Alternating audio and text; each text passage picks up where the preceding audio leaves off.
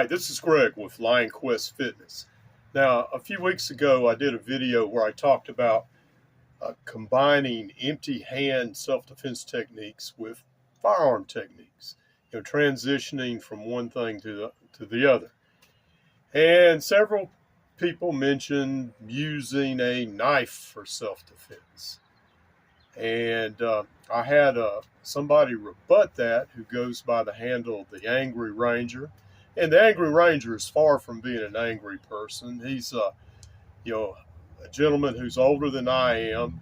He was a Vietnam veteran, and he was a veteran police officer down in Florida for many years, with a wealth of experience when it comes to the legal system and firearms and what can happen in a self-defense situation involving firearms. And he was like, using a knife for self-defense is a good way to get yourself behind prison bars. And he made a good point. And that's been my experience, because I've seen that judges and juries kind of look at knives for self-defense as more of an offensive weapon. And the bottom line is a knife used in self-defense is very much a deadly weapon. So I told one of the guys who had commented about this, and I said, your life is your life, and as a last resort, if that's all you have, then yes, absolutely. And but I would put the question to the armed attorneys. The channel on YouTube, they are a group of attorneys who specialize in self-defense situations, primarily with firearms. And I'm very happy to report that they got back to me pretty quick about it, or got back onto their channel pretty quick about my question. So my question was answered by Emily Taylor and Leslie Cross, and I'll put a link to the video down in the comments below. And of course, they're out of Texas, and what they say mainly applies to Texas law, but in a lot of ways, it tends to be universal with throughout the United States. And the answer was yes. Using a knife for self-defense has a very strong stigma. In fact, Emily Taylor was like, don't. Unless you're absolutely, absolutely, absolutely more than justified. And then Leslie chimed in and said pretty much the same thing. If this is all you have for self-defense, and they understood the question, because especially in some of these states where they're so restrictive on firearms, ordinary citizens have very little rights as far as self-defense. But they made a good point in that even in those states, they're going to look at that even more so than a firearm, than if you'd used a firearm. In fact, it was funny. Emily, to sum it up, said, "Get a gun." And once again, that's not always possible.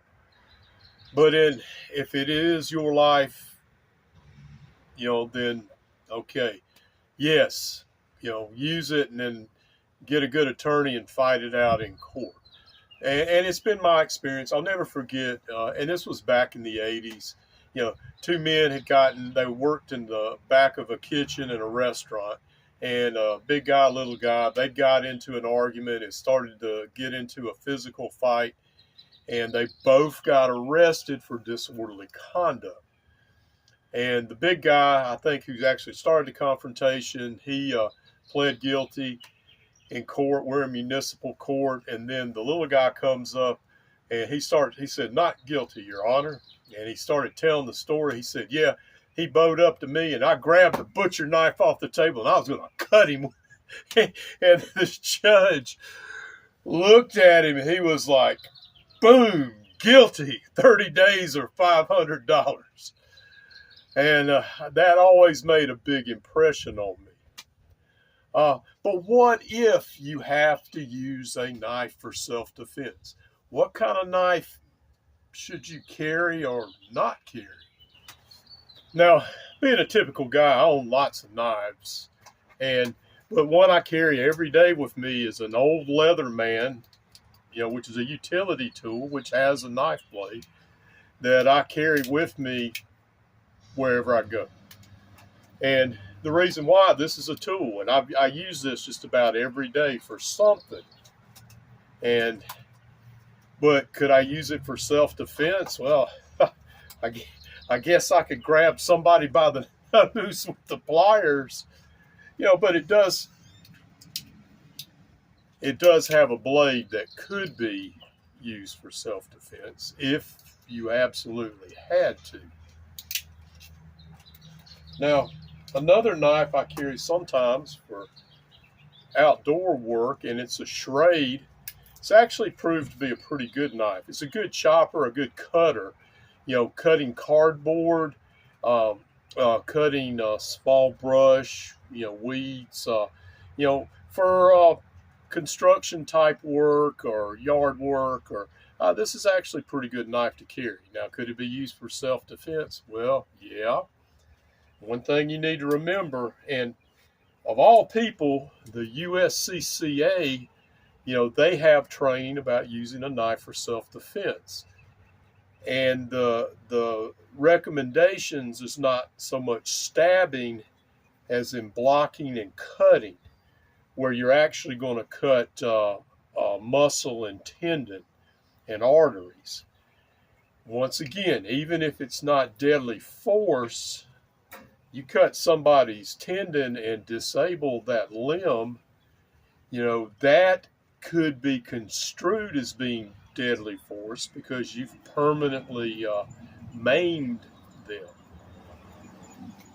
Now, one I would not carry for self-defense, and this is a Chippewa, and they're not supposed to be high-quality knives. They're made in Pakistan, but they definitely look formidable, and maybe if I was a buffalo hunter, it might work if the steel held up.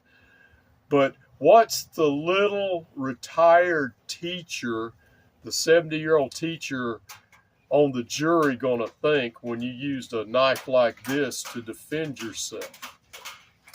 This would be a go-to-prison knife.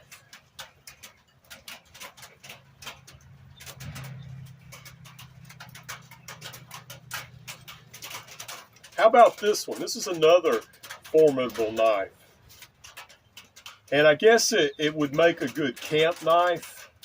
I've never had it with camping. I tried using it for deer hunting, and it didn't work really well because you need more of a narrow point for gutting deer. It might work okay for, cleaning fish and such. But for self-defense, once again, what would that jury think when they saw this as your self-defense item? Now, this one is a mossy oak, and you think they sell them at Walmart, and of course you think, oh man, mossy oak, it's not going to be much of a knife. This one actually worked really well for gutting deer. And for self-defense, definitely could be a good knife for self-defense. It'd be small, quick, stab, cut. But once again, what's the jury going to think about this knife?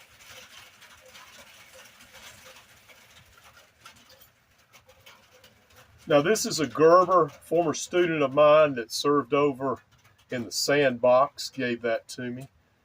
And it's a good utility knife.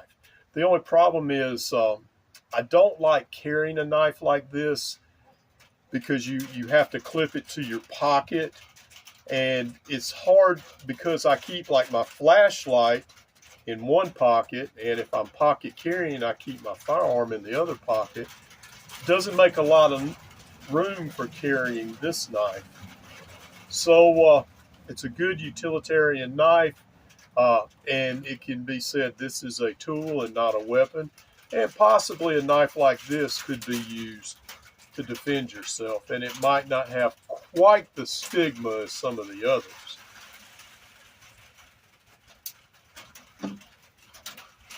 Now, this is a lock blade knife I carry a good bit. And it's just a good all-around lock blade knife. It's not a weapon, it's a tool. But could it be used in a pinch if you absolutely had nothing else as a weapon? Sure, yes, it could be. Now, if you followed me this far, I think you may have gotten a hint of what I'm trying to get at, and that is, if you're going to carry a knife for self-defense, carry something that is more like a tool, something that ordinary people carry every day for ordinary purposes. I'll give you a good example. I like Uwaras. It's a force multiplier, but I very rarely carry this because it looks like a weapon, whereas I could carry a small flashlight and do many of the same things, or even the Kubaton on my key ring, which you can also kind of use as a flail to try to distract to get yourself out of there. And what I normally carry for this purpose is a very small flashlight. And I can still use it as a Uwara and to be a force multiplier. But once again, it's very innocuous, something many people carry every day. In fact, I use this every day for something, whether looking under the hood of a car or, dropping something in the floor or under the bed, or trying to get a better light source, which this is a pretty good light source, in a dim room. So just think about it. Once again, it's your life, and if you have to defend it, and it's absolutely necessary to defend your life, then whatever means necessary, then if it happens to be an edged tool, then so be it. But just remember, there is a stigma, and you're probably better off carrying something that's more tool-like. And this is Greg with Lionquest Fitness.